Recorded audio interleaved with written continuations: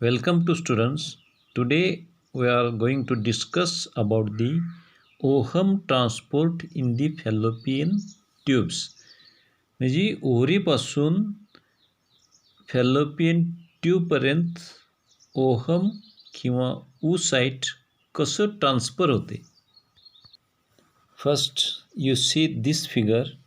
इथं ओव्हरी आहे आणि ही फॅलोपियन ट्यूब आहे. आता हा ट्रान्सपोर्ट कसं होते हे आपण बघूया. When ovulation occurs. आता ओव्ह्युलेशन म्हणजे काय? That is the mature ova. कुठून बाहेर पडणार आहे? ह्या ओव्हरीमधून. When ovulation occurs the ovum along with some attached granulosa cells that constitute the corona radiata is expelled directly into the peritoneal cavity and must. आता peritoneal cavity कुठं आहे? इथं आहे. आता आपण जर मॅच्युअर ओव्हरी जर बघितलं, दॅट इज ओहम और फॉलिकल. ह्याच्यात काय आहे? At centre there is a oocyte आणि ह्याच्या भोवतीनं काय? Zona pellucida. आता ह्या बाजूला काय आहेत? सगळे ग्रॅन्युलोसा सेल्स आहेत. आता हे फक्त ऊसाईट तेवढंच येत नाही आहे. हे रप्चर करून ह्याच्या बाजूला जी झोना पेल्युसिडा आणि काही सेल्स आहेत, ह्या सेल्ससहित हे बाहेर पडते.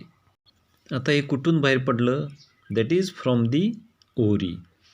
आता ओव्हरीपासून कुठं आलं? हे पेरिटोनियल कॅव्हिटीमध्ये आलेलं आहे. And then it enters in to the fallopian tube. ही काय? फॅलोपियन ट्यूब आहे. आणि इथून कुठं जाणार आहे? ती ह्या युटेरसमध्ये जाणार आहे. आता इथं हा जो प्रवास आहे तो कसा असणार आहे? त्याला कोण घेऊन जाणार आहे? You see here. हे कशाचं पार्ट आहे? ही फॅलोपियन ट्यूबचा पार्ट आहे. That is the fimbriated ends of each fallopian tube fall naturally around the ovaries. म्हणजे ही जी फिम्ब्री आहेत ह्या ओव्हरीच्या आजूबाजूला आहेत आणि त्याचं जी ओपनिंग आहे ही कुठं आहे? That is called as the ostium and collectively called as the infundibulum. The inner surface of fimbriated tentacles. म्हणजे ही जी फिम्ब्रिएटेड टेंटॅकल्स आहेत त्याचं इनर सरफेस कसं आहे? That is lined with ciliated epithelium. ह्याचं जर हिस्टॉलॉजी जर बघितलं, ही कशी कुठली लाइनिंग आहे? That is the epithelium. And the cilia are activated by. आता ह्याला आतमधील लाइनिंग काय आहेत? सिलिया आहेत. आता हा बीटिंग ऑफ सिलिया कोण कंट्रोल करते? That is activated by oestrogen from the ovaries. ह्या ओव्हरीमध्ये जी हार्मोन सिक्रेट होते, कुठलं? इस्ट्रोजन. ही इस्ट्रोजन काय करते? त्या सिलियाला स्टिम्युलेट करते. Which causes cilia to beat towards the opening of ostium. आता ही सिलिया स्टिम्युलेट झाल्यानंतर काय करणार? बीटिंग होणार. कुणीकडं? Towards the ostium. इथून इथंपर्यंत. Due to this ovum enters one of the fallopian tubes. ह्यामुळं ओहम ह्या फॉलोपियन ट्यूबमध्ये एंटर होणार. Ova can even enter the opposite fallopian tube. कुठल्याही फॅलोपियन ट्यूबमध्ये एंटर होऊ शकते, राईट किंवा left. Now the ovum is released from the ovary. The ovum remains viable and capable of being fertilised after it is expelled from the ovary, probably not more than 24 hours. आता इथून जी ohm किंवा ऊसाईट बाहेर पडलेला आहे त्याचं life किती आहे? 24 तासापेक्षा जास्त नाही आहे. Therefore sperms must be available soon after ovulation. आता ओव्ह्युलेशन झाल्यानंतर स्पर्म्स तिथं लगेच अवेलेबल असायला पाहिजे. If fertilisation is to take place, म्हणजे फर्टिलायझेशन पाहिजे असेल तर तिथं स्पर्म्स अवेलेबल असायला पाहिजे. A few sperms can remain fertile in the female reproductive tract for up to 5 days. म्हणजे ही जी स्पर्म्स आहेत ती किती दिवस राहू शकतील त्या फिमेल रिप्रोडक्टिव्ह ट्रॅकमध्ये? That is up to 5 days. Therefore, for fertilization, intercourse must occur sometime between 4 to 5 days before ovulation, up to a few hours after ovulation. म्हणजे ही जी स्पर्म्स आहेत 4 ते 5 दिवस आधी इंटरकोर्स म्हणजे मेल आणि फिमेल याचा संपर्क यायला पाहिजे, म्हणजे इंटरकोर्स व्हायला पाहिजे. Thus the period of female fertility during each month is short, about 4 to 5 days. फक्त 4 ते 5च दिवस ही फिमेल फर्टाईल असते किंवा फर्टिलिटी असते. म्हणजे ह्या पिरियडमध्येच स्पर्मचं कॉन्टॅक्ट आल्यानंतरच फर्टिलायझेशन होऊ शकते आणि झायगोट फॉर्म होऊ शकते. That is the pregnancy. Next one is the sperm transport in the female tract after कॉप्युलेशन.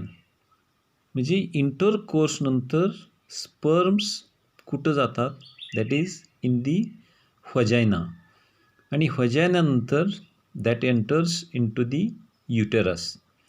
आता हा फिमेल ट्रॅकमध्ये कशी जातात? That is the spermatozoa are set to mature when they enter in the female genital tract. म्हणजे ती mature sperms female genital ट्रॅकमध्ये enter होतात. when the sperms leave the epididymis, their activity is checked by multiple inhibitory factors secreted by genital duct epithelia.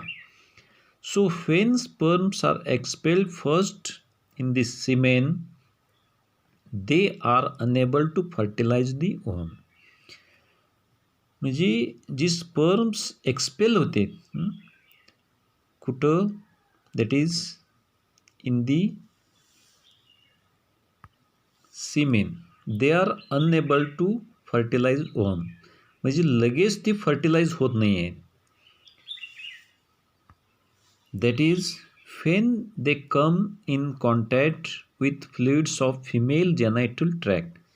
म्हणजे female genital tract म्हणजे जी काही fluids आहेत they multiple changes occur that activities or activates the sperms for final process of fertilization.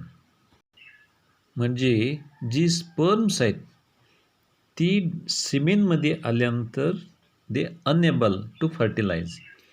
ह्या female जेनायटल ट्रॅकच्या कॉन्टॅक्टमध्ये आल्यानंतर त्याच्यामध्ये काही चेंजेस होतात, आणि ती चेंजेस झाल्यानंतर किंवा स्पर्म्स ॲक्टिव्हेट झाल्यानंतरच they are ready to fertilise.